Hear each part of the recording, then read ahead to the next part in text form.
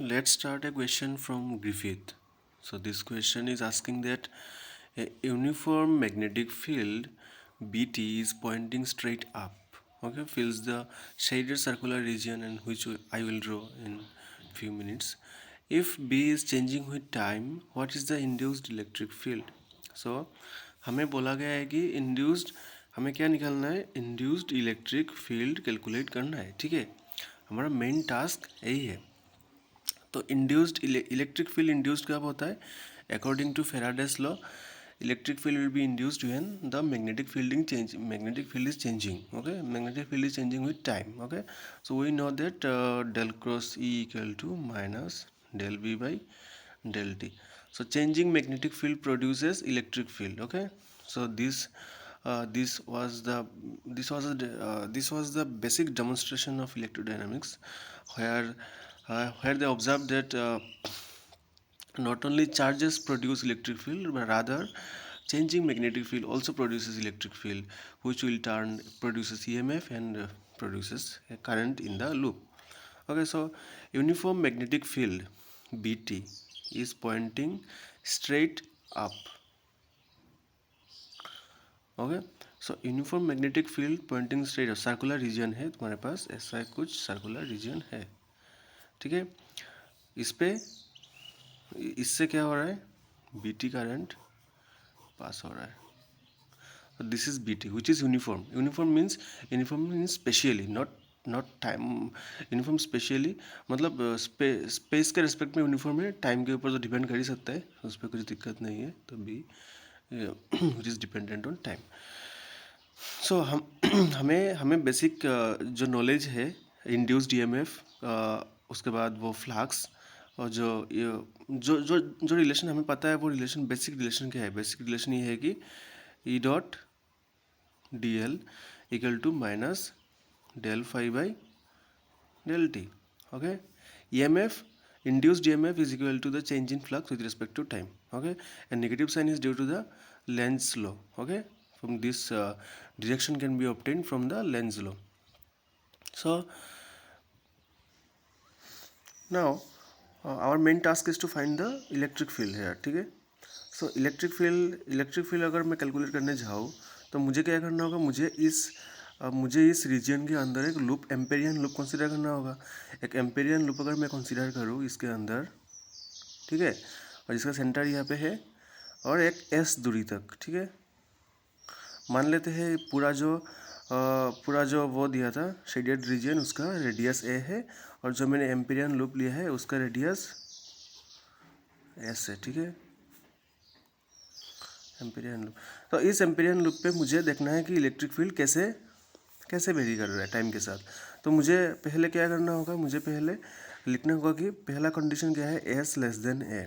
तो S less than ए पे क्या इलेक्ट्रिक फील्ड बन रहा है, तो E into D L. E is uniform, ये B is uniform, E will be uniform too. तो ई को मैंने बाहर ले लिया. और डी एल क्या होगा, डी एल इज़ जो एम्पेरियन लूप है उसका circumference.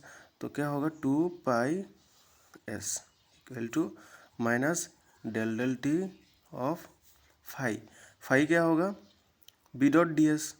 Phi is flux, magnetic flux, so magnetic flux is what, B dot D A. Okay, so implies E into 2 pi S minus del del T, and here you can see that B is changing with time, so B will be replaced by BT, and DA perpendicular is what, DA perpendicular is the magnetic field. किस direction में, magnetic field Z direction पे है. ठीक है, magnetic field Z direction में है, तो उसका परपेंडिकुलर जो सरफेस होगा, वो सरफेस क्या होगा, वो S और D phi. Okay, S D phi मतलब D S D phi area जो होगा, मतलब क्या मैं बोल रहा हूँ कि बी जेड डायरेक्शन पे है, तो जो मेरा एरियल कंपोनेंट क्या होगा, एरियल कंपोनेंट में मेरा एस रहेगा और फाई रहेगा. ठीक है, और जो होगा वो जेड डायरेक्शन पे होगा. ओके, सो एरियल कंपोनेंट क्या होगा, हम अगर लिखते जाए pi S square Z cap. तुम ऐसे भी देख सकते हो कि अगर तुम aerial component cylindrical polar coordinates पे देखते जाओ तो क्या होगा, S D phi. Okay, S D phi cylindrical polar coordinates पे क्या होता है, जेड डायरेक्शन पे जो एरिया होता है वो ये होता है, ठीक है। तो उसके बाद अगर तुम इंटीग्रेट करोगे उसको तो क्या आएगा, देखो एस डी एस क्या आता है, एस स्क्वायर बाई 2, और लिमिट कहाँ से कहाँ तक होगा, 0 से एस तक, ठीक है। कि हमारा जो एम्पेरियन लूप है वो ये 0 से एस तक की, मतलब 0 से एस तक की जो मैग्नेटिक फील्ड है वो कवर कर रहा है, उससे बाहर नहीं जा रहा है, तो 0 से एस तक। और डी फाई क्या होगा, डी फाई 2 पाई होगा, ठीक है। तो क्या होगा, S square by 2 into 2 pi, 2 cancel out, तो remaining will be pi square. तो तुम ये सिलिंड्रिकल पोलर कोऑर्डिनेट से भी देख सकते हो, जो जो तुम्हारा परपेंडिकुलर एरियल एलिमेंट है वो पाई स्क्वायर है, या तुम ऐसे भी तुम अगर अच्छे से ध्यान देके देख सकते हो तो इस लूप का एरिया क्या है, पाई स्क्वायर है, ओके।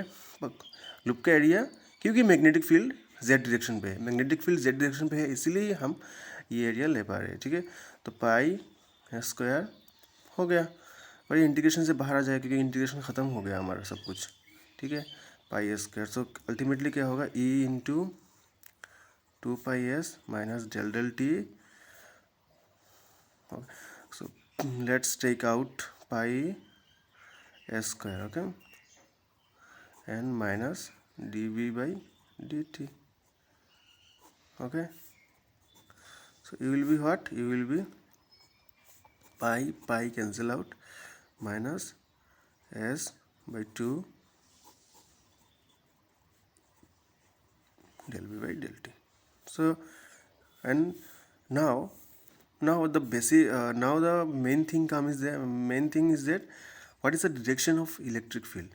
इलेक्ट्रिक फील्ड का डायरेक्शन क्या होगा, इन इलेक्ट्रोडायनामिक्स ए का जो डायरेक्शन होता है, ई का डायरेक्शन होता है करंट का जो डायरेक्शन है उस तरफ, जो इंड्यूस्ड करंट है, ठीक है। इंड्यूस्ड करंट जिस तरफ है उस तरफ इलेक्ट्रिक फील्ड का डायरेक्शन है। अभी इंड्यूस्ड जो करंट है वो किस वजह से है, किस वजह से, मैग्नेटिक फील्ड के चेंज के वजह से, ठीक है। मैग्नेटिक फील्ड के चेंज के वजह से जो करंट प्रोड्यूस होगा वो करंट का डायरेक्शन और इलेक्ट्रिक फील्ड का डायरेक्शन सेम डायरेक्शन पे होगा। यहाँ पे देख सकते हैं ये जो लूप मैंने कंसीडर किया है, इस लूप में मैग्नेटिक फील्ड किस तरफ है, मैग्नेटिक फील्ड ऊपर की तरफ है, okay. Magnetic field Z cap direction पे है। तो हम अगर थंब को जेड कैप डायरेक्शन में ले और हम फिंगर्स को कर्ल कर दे तो क्या होगा, फिंगर्स का जो कर्लिंग का डायरेक्शन है वो क्या होगा, करंट का डायरेक्शन होगा, ठीक है। और वही करंट का डायरेक्शन होगा ई का direction, okay. The direction of the electric field is along the direction of current which is produced by the changing magnetic field. तो मैग्नेटिक फील्ड चेंज के वजह से जो करंट प्रोड्यूस हो रहा है वो इस डायरेक्शन पे हो रहा है। हम फिंगर्स का कर्ल करके देख सकते हैं इस डायरेक्शन पे करंट प्रोड्यूस हुआ है, इस डायरेक्शन पे करंट है तो ई भी है, और ये डायरेक्शन क्या है, सिलिंड्रिकल कोऑर्डिनेट्स पे क्या है, फाई। ये जेड होने से ये फाई, ओके। ये अगर जेड हुआ तो ये फाई कैप डायरेक्शन, तो ई का जो डायरेक्शन होगा वो फाई कैप होगा। This means if we precisely say that this is circumferential direction, okay. Circumferential direction is phi cap. So हमारा इलेक्ट्रिक फील्ड जो आया वो निकला ये। तो ये जो इलेक्ट्रिक फील्ड निकला है वो हमें और एक ज़रूरी इन्फॉर्मेशन देगा जो हम नेक्स्ट प्रॉब्लम में डिस्कस करेंगे, ओके। नेक्स्ट प्रॉब्लम ये आएगा कि उस पर तुम्हारा एक रिम दिया हुआ है, उस रिम के ऊपर चार्जेस है, तो रिम के ऊपर अगर चार्जेस है तो उस पर क्या हो रहा है, इलेक्ट्रिक फील्ड की वजह से वो चार्जेस मूव कर रहा है रिम के ऊपर। तो देन क्या हो, टॉर्क क्या होगा, एंगुलर मोमेंटम क्या होगा, वो हम नेक्स्ट वीडियो में कैलकुलेट करेंगे। तो अभी तक ये इलेक्ट्रिक फील्ड निकालना, this is the basic task of calculating the induced electric field. Next we will see the how we can calculate the more things regarding this using these electric fields, okay. So this is the end, okay. Thank you.